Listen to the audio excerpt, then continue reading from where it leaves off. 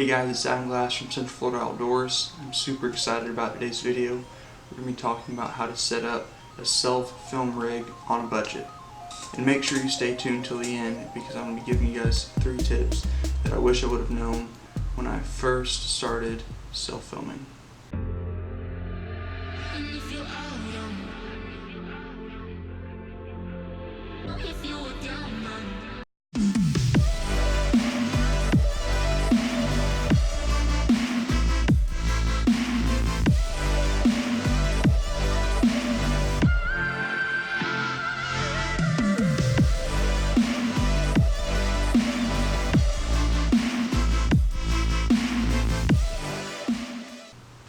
I've gotten a lot of requests for this video, and today I had time to sit down and film it. So we're going to be talking about everything from cameras to editing software. And I know you guys hear this a lot while watching YouTube, but it really does help. So if you could hit that thumbs up and maybe that subscribe button, that would really help our channel out a lot. So the first thing you're going to need is a main camera. I recommend starting with a camcorder style camera. I have a Canon HF-R800. It's a really good entry-level camera. It has optical stabilization, optical zoom, shoots 1080p, which is pretty much all you need for YouTube. It also has an external mic port, which is very handy when you want to start adding things like shotgun mics or lapel mics. And I think I picked mine up used for like 120 bucks, so they're not really that expensive. They even have pretty good autofocus, which really surprised me for the Canon, so not a bad camera to start out with. Another one that I might recommend is a Sony Handycam. Now probably the second thing you're going to need is a camera arm. And what I figured out about camera arms is if you want a light one, they're really expensive. So I built my own. This is built out of square aluminum tubing. It's a 3-piece arm, which is what I wanted. I don't think you have enough flexibility with a 2-piece, so I like the 3-piece arms. And I ended up building it for about 40 bucks in materials, and it works really well for me, and it's very sturdy. And then on top of the camera arm, you're probably going to want a fluid head. You can spend a lot of money on a fluid head, but you don't have to spend a lot of money on a fluid head. I've heard there's some really good options out there for 50, 60 bucks. Of course, if you have the money to get a Manfrotto, they're like 100 bucks, but they are really nice. I ended up just getting a cheap one. It's like a $25 one from eBay, but it works really well actually, and I haven't had any problems with it. Only problem I do have with it is fairly heavy. It's actually heavier than the camera arm is, but besides that, it's smooth and it works well. Now after you get your main camera and your tree arm, you're probably going to want a secondary camera angle. I recommend getting some sort of action camera for this. There's a lot of options out there for action cameras. For years I always thought that GoPros were ridiculously overpriced and they were just a lot of hype, but then I bought one and I realized that they're worth every penny. Before I had a GoPro, I bought a cheap knockoff of one. This one is a Neewer G1. It's actually a pretty good camera, and they're like 25 bucks. You can buy them all day long on eBay for that. It shoots 4K, comes with a waterproof housing, and this particular one came with an entire accessory kit, which you know that if you're shooting an action camera that it takes all kinds of different mounts to get the shots you're looking for. So that was really handy, and I think I got all of that for like 35 bucks with some promotional deal. But I was really limited with a camera like this, and I really wanted something that just had more options. So I got a good deal on this GoPro Hero 5. I bought it used and I paid like 90 bucks for it, which isn't bad at all.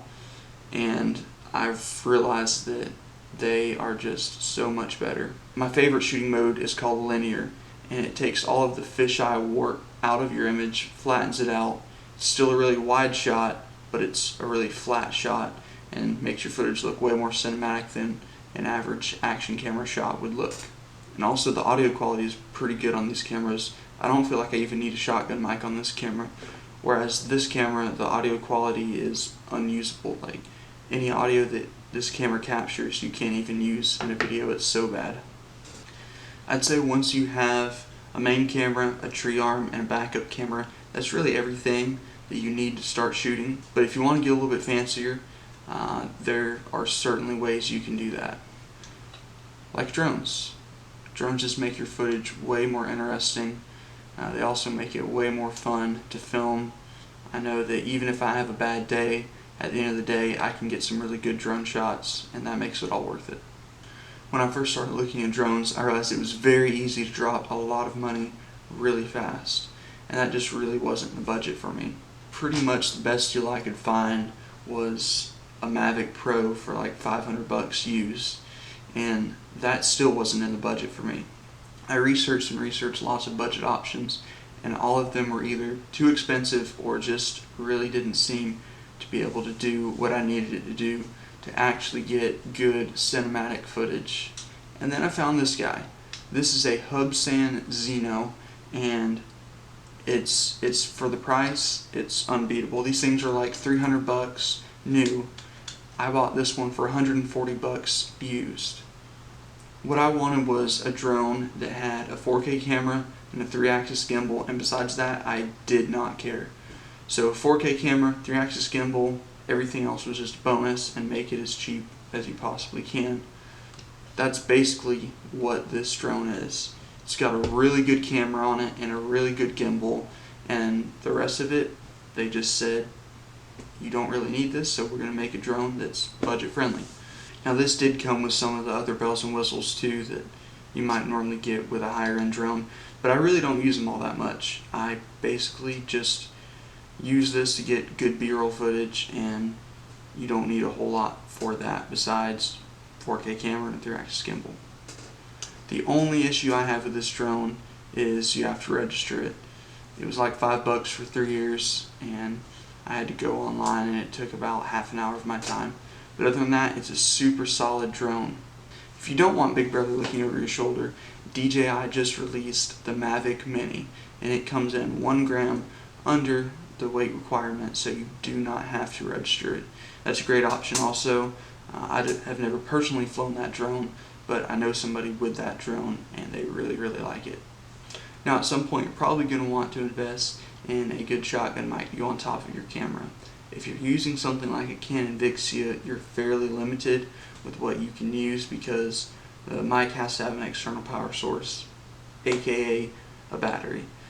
So that really limits what you can do. I know a lot of people like to use the Rode Video Micro, but you can't use that with this camera because it doesn't have an external power source. So I ended up getting this mic that's on it, and it doesn't even have a brand name. You can find this mic on Amazon or on eBay, but it's just like an unbranded shotgun mic.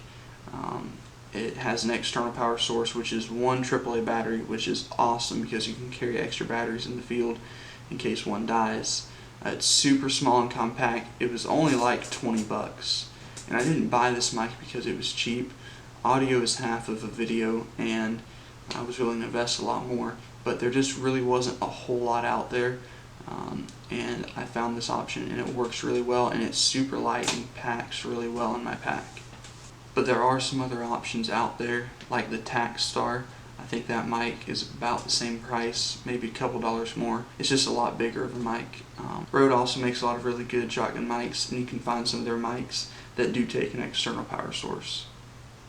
Another thing that comes in super handy is the tripod. If you have a few dollars left over in your budget, I do recommend buying one. They're like 12 or 15 bucks for a cheap one like this, but even a cheap one like this is going to be a lot better than you trying to hold that camera like this. Even if you have optical stabilization, like in the Canon Vixia HF-R800, it's still not going to be perfectly steady, but one of these you'll have rock solid footage. That pretty much covers all the camera gear that I used. I mean, there may be a few little things that I didn't bother to include in this list, but now that you have all that footage, you have to do something with that footage. So you need an editing software.